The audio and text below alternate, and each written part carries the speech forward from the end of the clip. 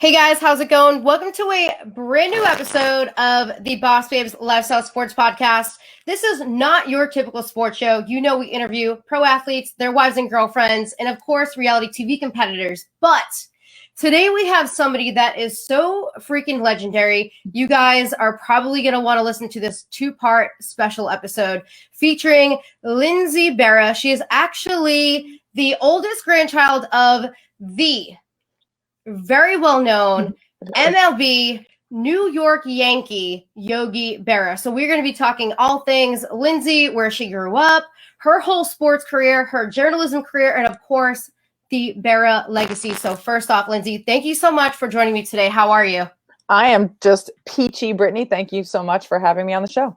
I am so freaking excited. And you are also a podcast host of the Food of the Gods podcast. I cannot wait to talk all about that as well. But first off, I wanted to kind of break the ice a little bit and let people get to know your personality. So shine, girl. We get to see it shine.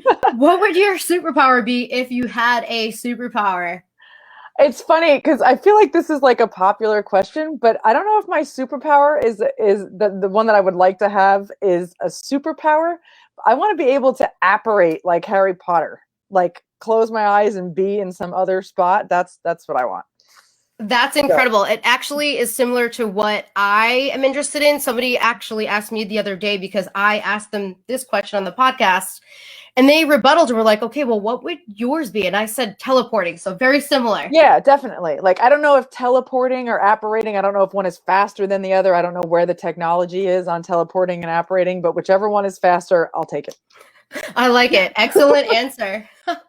And I know we are going to be talking all about the Berra family and the legendary legacy, but what exactly does it mean to you to be a part of that legacy? And again, you can keep that very brief because we are going to be touching upon it later on in the episode.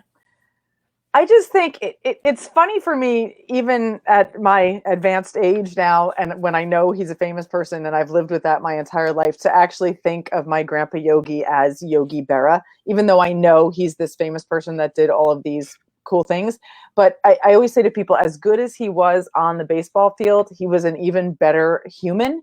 And that's the part that is so special to me and the part that I enjoy talking about and want to spread and want people to remember. I obviously want people to remember that he was arguably the greatest catcher to ever play baseball. But as good as he really was just like the best person. I always say he was the best at what he did without ever for a second think he was better than anyone else. And that's what's so special to me. And that is a big part of this podcast is I love letting people get to know the behind the scenes. So although we are going to, of course, ramble off some of his stats and talk a little bit about baseball, but it's more about who was that person off the field and how did they give back in a number of ways, whether we talk about charity or what it was like going vacationing with your grandfather and holidays. So we are going to jump in and let the Boss Babes fanatics get to know you a little bit. So we are now talking with Lindsay Berra. She is actually the Food of the Gods podcast host. She just recently launched this podcast, I believe this month, and she is very well known in the sports industry. So I'm happy to have another women in sports alongside with me today. So first off, you actually grew up in the New Jersey area. So what was that whole experience like growing up in New Jersey? Was it a big town, a small town? Paint the picture for us. I grew up in Livingston, New Jersey. It's not like, actually, I have no idea how many people were in there. My high school was 1,200 kids, if that gives any, I don't know, perspective. Just kind of suburbs of New York City. I played all different kinds of sports growing up. I grew up in a neighborhood where there were just kids out all the time. I wasn't allowed in my house until it was dark out. My mother used to say, you have a bicycle, you have a baseball glove, you have hockey nets and rollerblades and a scooter, go out and do something. She didn't want you in the house unless you were bleeding. So we grew up just kind of running around like crazy people, playing street hockey games literally across the intersection with the kids in the neighborhood and playing, giant games of manhunt that like spanned 10 blocks. It was a super fun way to grow up. I played 3 sports in high school. I played soccer, I played ice hockey, and I played softball. And I was very close to my grandparents. They were just a few towns away, so I got to spend a lot of time with them growing up. I have 4 brothers and a sister, so there are always a lot of kids around. It was super fun. So it sounds like you guys were obviously very family oriented and very active, which is awesome. I cannot wait to talk about your collegiate softball career as well later on in this episode. But I want people to get to know you a little bit more as far as your family history. What were the holidays like? Were you guys big Christmas people? Did you celebrate Christmas? Did you have an awesome, big, huge Thanksgiving with everyone? Yeah. So holidays were definitely really big. My parents got divorced when I was young, so we did double holidays every year. So we had like literally twice the celebration all the time because we would do the stuff with my mom's side and then with my dad's side. Thanksgiving, my grandpa Yogi and my Grammy Carmen, they lived in a neighborhood that also had a lot of kids. And my grandmother actually used to get a horse and buggy that would take the kids and all the people in the neighborhood, big people too, up and down the street for carriage rides, you know, in this horse and buggy. And they basically had this open door policy where anybody could come in their house, and she used to have champagne and have a glass of champagne and go on the carriage ride. So it was a big day for our family, but my grandmother really included like the entire neighborhood in that. And Christmas and Thanksgiving, my grandpa Yogi was famous for his meatballs. So a couple days before, a lot of us grandkids would pop in and out and help him roll like hundreds of these little tiny meatballs that my grandmother used to cook in a giant lobster pot on the stove. And we would eat them with like toothpicks out of the giant pot. My mom was famous for Christmas Eve. She was Italian, and the 7 fishes kind of got boiled down to, she would have like a couple appetizers, but her specialty was the linguine and clams. And Christmas Eve was super special. And I used to have friends come over for Christmas Eve. I had a couple friends growing up who were Jewish, and I love brisket. And my friends' parents who made the brisket for Passover, I used to barter with them, and I'd be like, you can come to my house for Christmas Eve with linguine and clams if I can come to your house and have brisket on Passover. So I used to trade the holidays for food. And oh my God, that's awesome. And I still do it. I still have friends whose parents save me brisket in Tupperware and say, it's on the back porch, come and get it whenever you want. And then like Easter, my mom's family, my mom has like, it's a huge Italian family. There's like hundreds of cousins, and Easter, there's like 100 of us outside, literally like usually between 80 and 100 people at my cousin Marissa's house down the shore.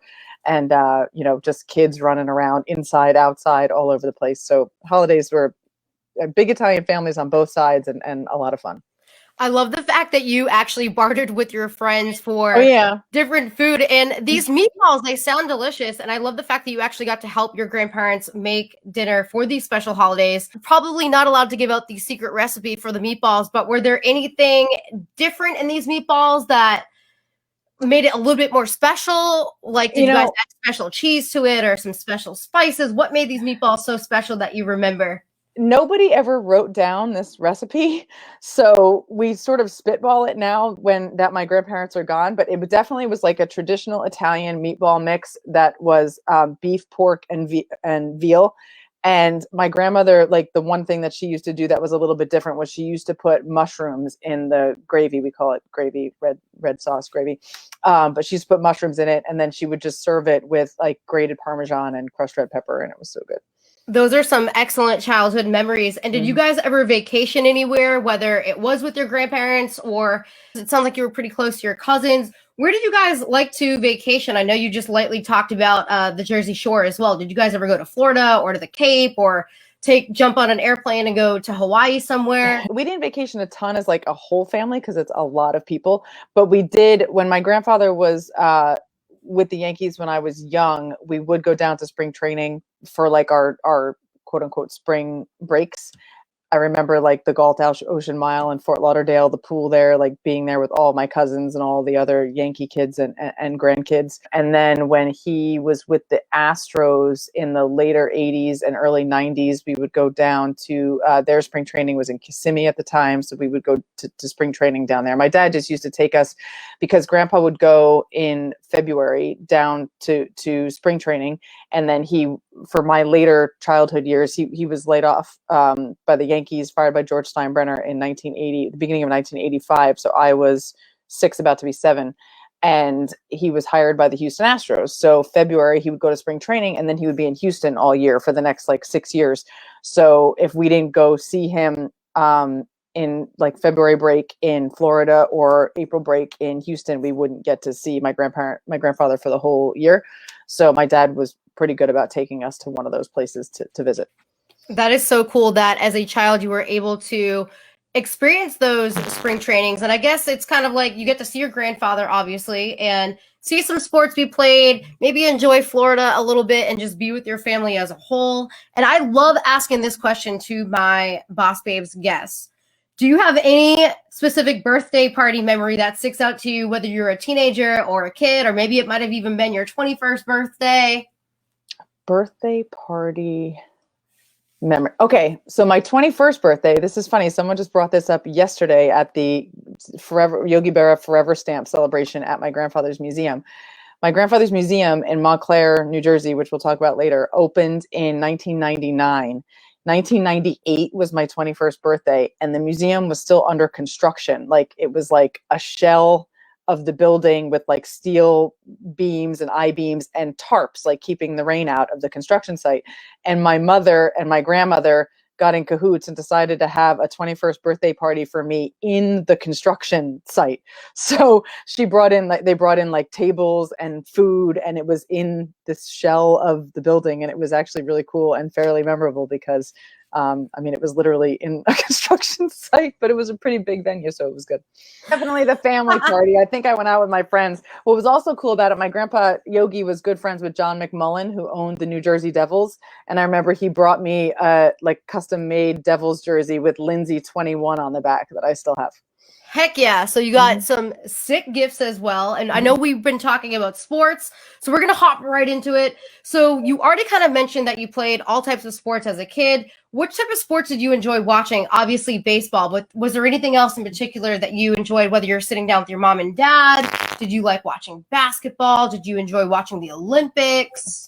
So I definitely did always enjoy watching the Olympics. I loved watching gymnastics, and like many young children in the 80s, I wanted to be Mary Lou Retton. But I loved watching hockey from the beginning. My grandpa Yogi started taking me to hockey games when the Devils came to New Jersey in 1982. So I always loved watching hockey.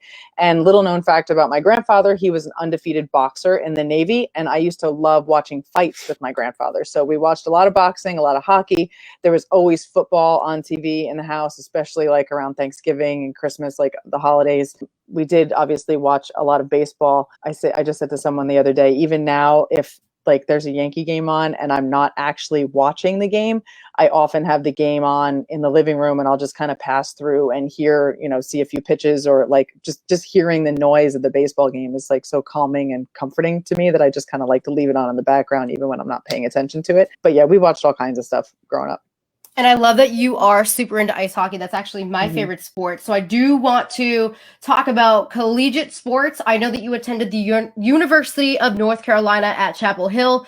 You played softball there and also men's club ice hockey. So let's talk a little bit about playing collegiate sports, and how did you develop the interest in these two sports? Obviously, you just spoke about it. Your grandfather took you to Devils games, and obviously he played baseball, and you guys were all very sporty. So I guess the top question would be, how was it playing these collegiate sports and balancing your academics? So I definitely made my life a little bit more difficult by playing a varsity sport and a club sport at the same time, because the club sports aren't as time consuming, but it definitely added like probably another 12 hours a week of practice and games to my 20 hours of the varsity sport, plus like all the lifting and stuff that had to happen, and then school. So I definitely made my life a little bit more difficult by choosing to do that. I was lucky. I took a bunch of AP classes in high school, and I did well on the AP exams. So I went into college with like 17 extra credits or something, which was a little bit more than a semester. So when I was in season with softball, I was able to take 4 classes instead of 5. Because I had already built up some credit with those AP things, and that really saved my butt playing 2 sports. What was funny about it though, so had I been a scholarship athlete at Carolina to begin with, I probably would not have been allowed to play club ice hockey, because nobody wants a scholarship athlete to take a puck to the face and then not be able to play in their softball games. So I actually walked on to the softball team at University of North Carolina, and I was already playing hockey. And at that point, they weren't paying me, so I couldn't do much. They couldn't really do much about it. But it was crazy, because the club hockey games would sometimes be at like 11 o'clock at night after an ECHL game at a rink in Virginia. So you'd get done playing at 2. I'd get back to North Carolina at like 4:30 in the morning and have to be at the softball field at 8 a.m. on a Saturday. So it was like a little bit nuts looking back on it. I have no idea how I pulled it off. Oh my gosh. So it sounds like you were kind of very busy during college life, playing two sports, and with your academics. You obviously have a journalism degree, which we will touch upon very shortly. But I want to talk a little bit more about the sport. So what position did you play? I believe I looked it up online. It said outfield. So how did you get into playing that position in particular? Why didn't you want to be a catcher like your grandfather? And do you have any top sports memories? When I was a kid, they definitely made me catch a lot, like through elementary school, like in Little League and in middle school, and even in high school, like my freshman and sophomore years.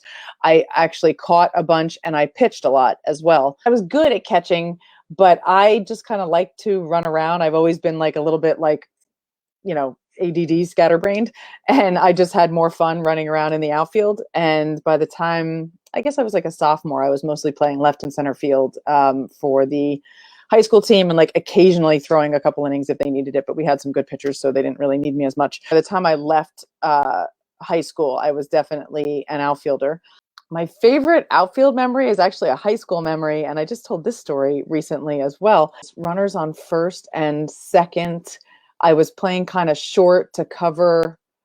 We had like moved people around, so I was playing sort of close to second base. Somebody hit like this like blooper line drive that I was running in, and I caught it off the tops of my shoes. And the runners didn't think I was going to catch it, so they had both been going. So I stepped on second base and threw to first and had a triple play. So that's one of my favorite softball memories. That's an excellent softball memory, and hopefully somebody has some photos or some footage of that way you can show. Oh my your God, it was like kids. It was like 1993. There was no video. I know that was before, like even my day when I played sports, and I'm only in my 30s. No one really took videos back in the day. No, definitely. I have like one diving catch from high school that was in a county tournament that happened to be on like local access television that I have somewhere on a VHS tape that I can't watch because no one has VCRs anymore. Oh my gosh. Well, it's good that you do have those memories implanted in your mind, at least. And you guys are now listening to Lindsay Berra. She's actually the Food of the Gods podcast host. I cannot wait to talk all about her podcast. She is also the oldest granddaughter of the legendary Yogi Berra. So we are going to be talking all about the Berra legacy. So stay with us. But before we get into that, we obviously need to learn way more about Lindsay. You guys are hearing her talk about growing up in Jersey and making meatballs with her grandparents and what the holidays were like.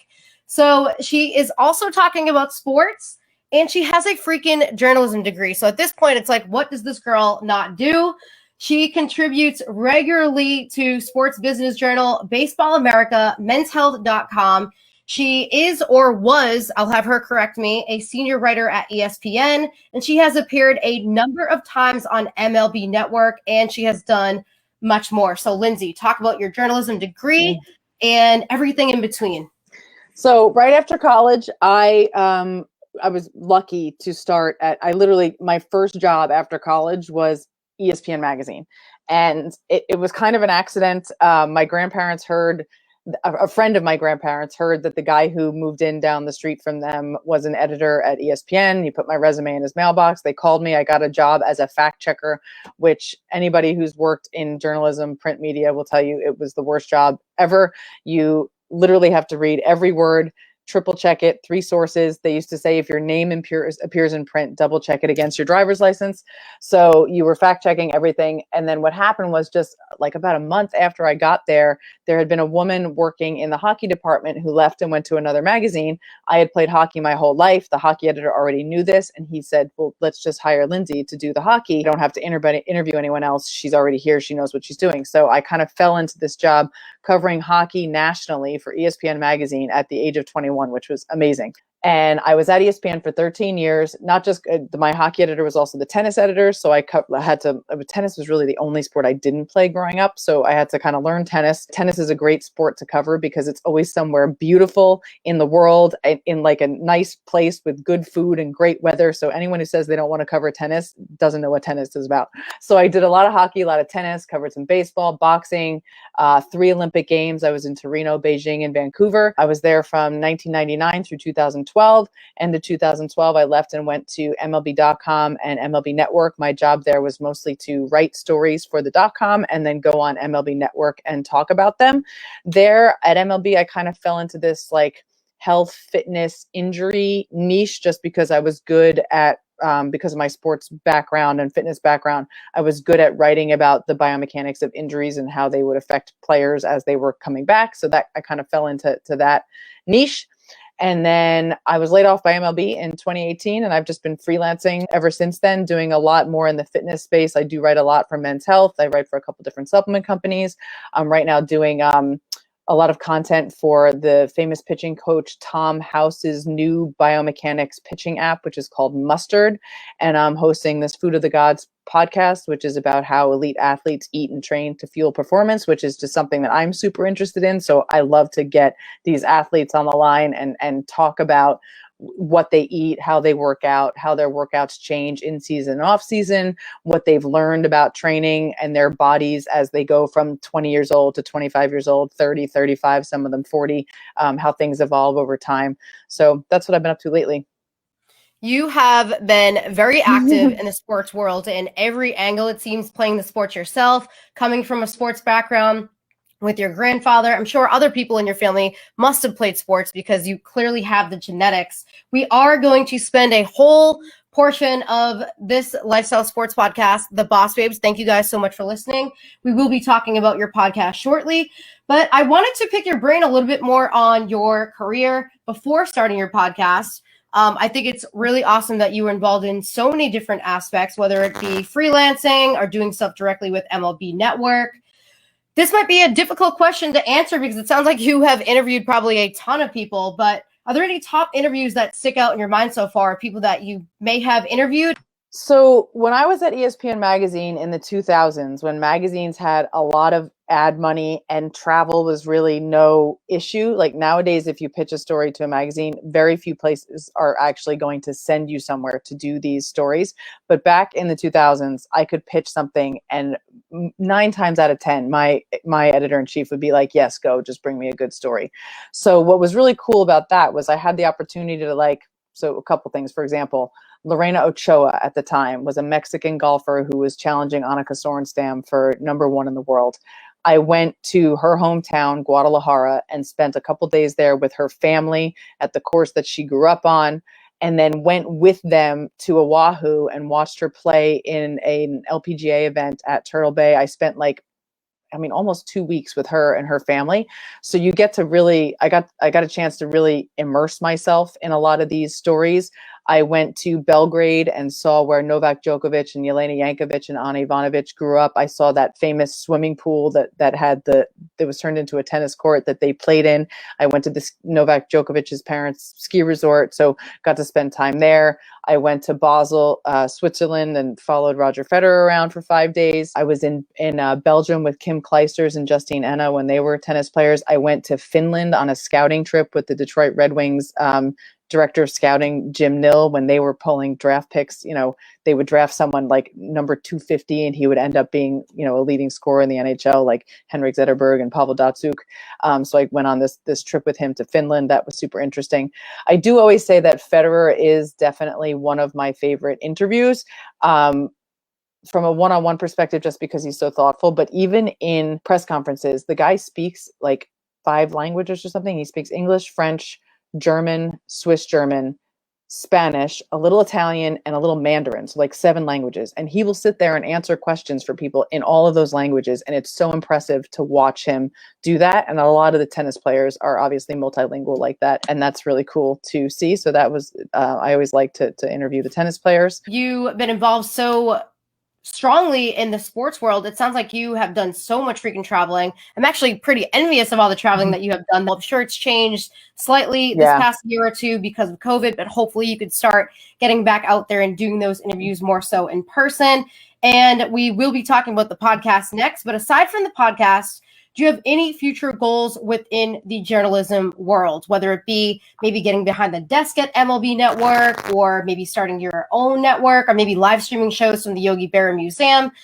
What do you have going on? Is there anything we could talk about? Or is it secretive, Lindsay? No, it's not secretive. I definitely would like to end up, My wheelhouse is that I am, I cut my teeth at ESPN Magazine writing feature stories, and I evolved into someone who is also good at television. And today there's not a ton of TV people who are really good writers, and not a lot of really good writers who are also good on TV. So I kind of think of myself as more of like a full package.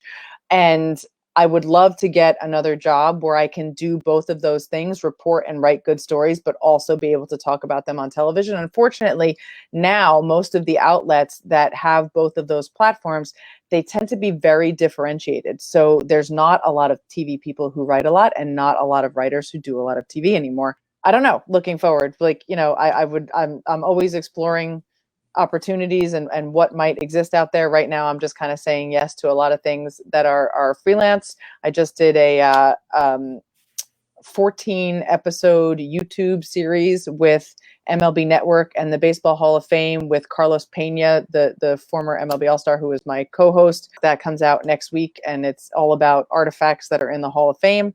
So that was a fun opportunity. Maybe that'll lead to some more stuff with my former employer, MLB Network, trying to write and do as much TV as possible while also, promoting my grandfather's museum and doing things to keep his legacy alive. That is fantastic. It definitely sounds like the sky is the limit for you, which, of course, being in the sports industry or media industry in general, being as creative as possible is the best way to not only get your skills out there, but kind of like get other people, the younger generation, interested in the career. So again, before we switch into the Food of the Gods podcast, I just thought of this question on the fly. If you had any advice to the young listeners that might be listening, or to some of the parents that might be listening to this podcast episode, if they have a child that is thinking about going into school for broadcast journalism, what advice can you give to them? I think at this point, what's most important is being able to do a little bit of everything. So back when I first started, you were either a writer or a TV person or a producer or an editor.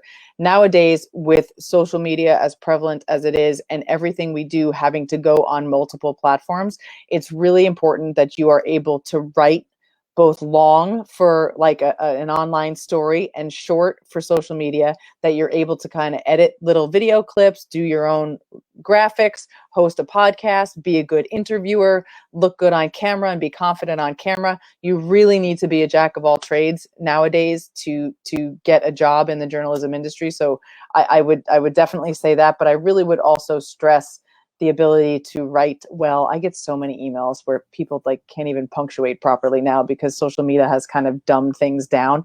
Learn how to write and express yourself with words, and that will serve you well on all of those other platforms. That is some excellent tips and advice. If you guys are listening to Lindsay right now, she is telling you that you need to be a jack of all trades. And I will say that she is 100% correct. Me growing up, having a reality TV background and only being used to, back in the day, being used to be on camera, when I got wanting to learn how to do a podcast and becoming more of a journalist, I had to learn how to edit. And at the beginning, it's kind of stressful, but once you learn how to create your own content, it is so fulfilling to know that from start to finish, like Lindsay's talking about, you're able to create the graphics, upload something to YouTube, cut that highlight, do that interview, look good on camera, learn how to speak properly, maybe even write your own script. So those are some excellent tips for those of you guys that are listening that might want to get into broadcast journalism.